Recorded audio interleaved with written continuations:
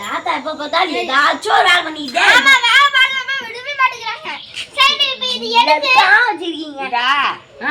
ஊறுகாய போட்டு அவிக்கலாம். ஊறுகா இந்த கும்பிடு வத்தல். குமுட்டு வத்தல். இது எதுக்கு யூஸ் பண்றது? எல்லாத்துக்கும் சுகருக்கு பிரஷருக்கு தேவையில்லமாயா, தேவலாம் ஆயிடும். சரி வேக வைக்கணும். சரி வந்து வேக வைக்கணும். இது வந்து அந்த காய இது வந்து மொத காய வைக்கணும். வேக வச்சு வேக வச்சு. இந்த காய் தானே அது? இந்த காயை தான். இந்த காயில நீங்க வந்து என்ன பண்ணணும்? வத்தலை போட்டு வத்தல் போட்டு இதை வச்சிருக்கீங்களா?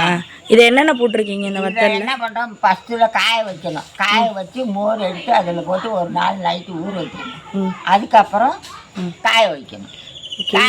இது என்ன வத்தல்? இது வந்து சுண்டைக்காய் வத்தல். சுண்டைக்காய் வத்தலா? இது எல்லாத்தையுமே நம்ம வந்து வத்த குழம்புல போட்டுக்கலாம். குழம்பு வைக்கலாம்.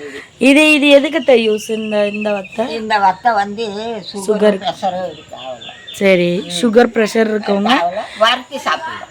எப்படி நம்ம எண்ணெயில பொரிச்சு சாப்பிட்டுக்கலாம். கொத்தர வத்தல் கொத்தரங்காய் வத்தை எப்படி இருக்குமோ அந்த மாதிரி இருக்கும்.